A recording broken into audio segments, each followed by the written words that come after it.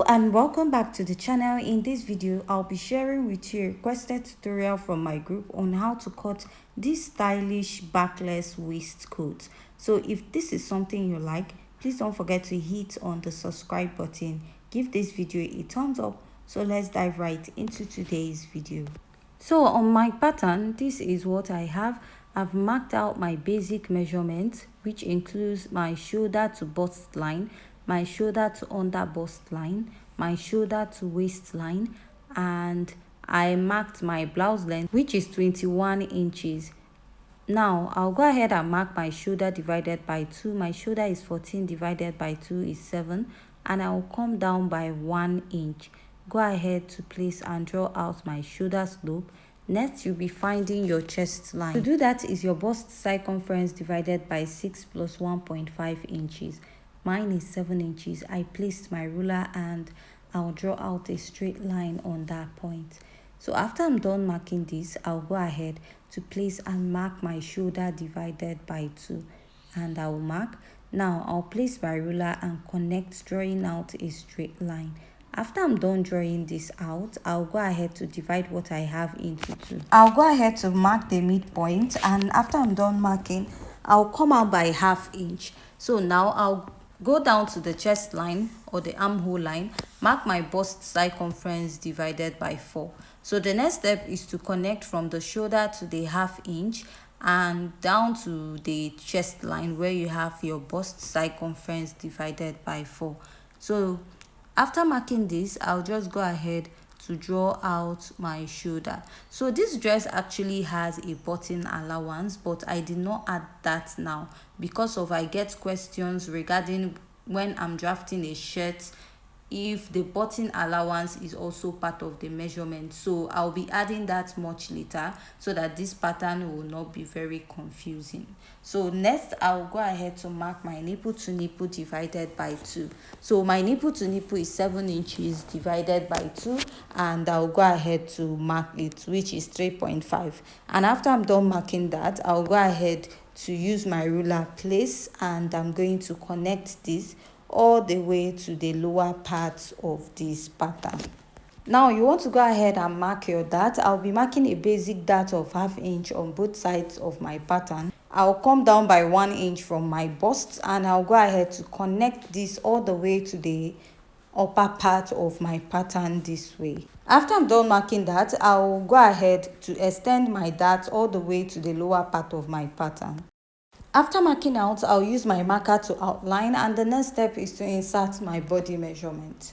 I'll go ahead to mark my bust circumference divided by 4 and add my sewing allowance of 1 inch. Mark my under bust circumference divided by 4, measure this small dart, replace it and add 1 inch for my sewing allowance. Mark my waist circumference divided by 4, measure the 1 inch dart, replace and add 1 inch for sewing allowance. So whatever I have at the waist, I'll extend it to the lower part, but when I'm extending it, I'll tilt it down.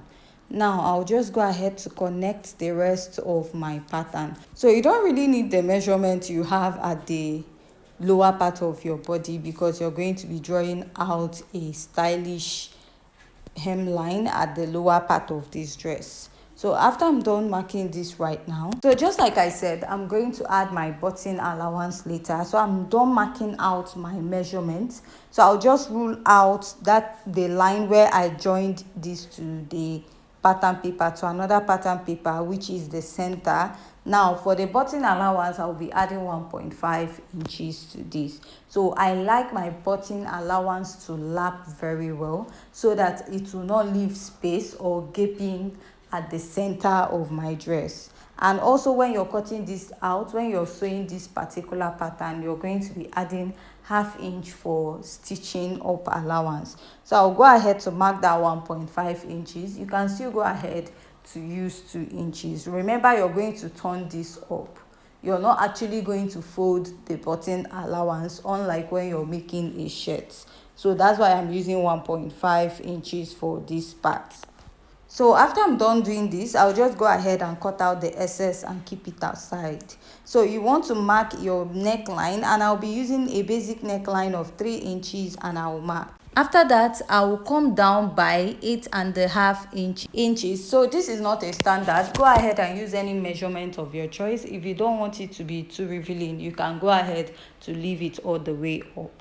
So I'm coming down by 8.5 because what we have there is close to the chest line or the bust line. So I'll go ahead and mark this way, connect, then extend this to the button allowance.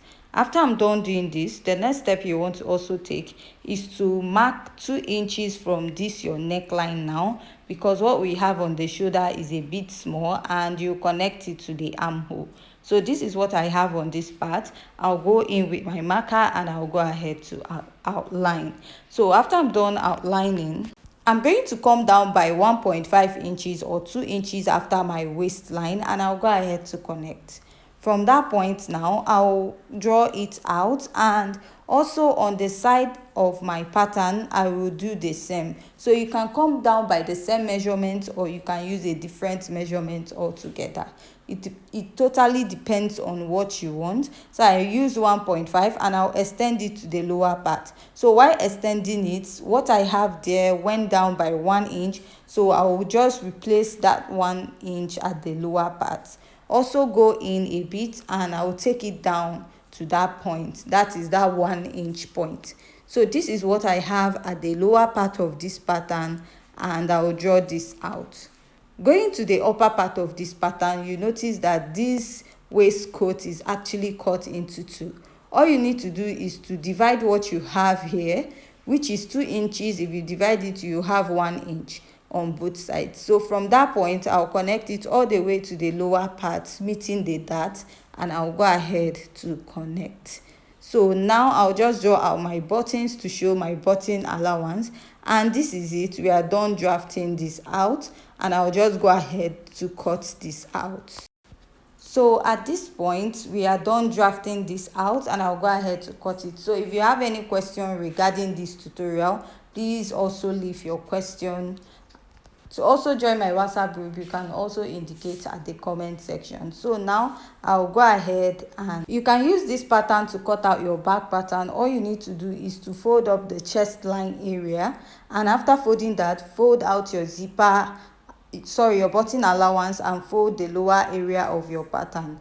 Go ahead to place this way. All you're going to do is cut it on fold, and you'll be sewing out your dart, or you can go ahead to blend out your dart. So another way is to go ahead to actually cut out your dart and now go ahead to place it on fold on your fabric and use it to cut out. So for me, I feel it's best to use a dart at the back pattern of your dress so that the back will relax very well. But if you don't want, go ahead to place your pattern together and cut it out as one piece. So here, this is me cutting this out. You can go ahead and place the center part on fold this way. You're going to place this on fold on your fabric so that you have one piece there, and then for the other side you're going to cut it out and join it back. So the next step is to head over to the back pattern. Because this is a backless pattern, you need to have an extension going towards the back. So for that extension, you need at least the neckline measurement.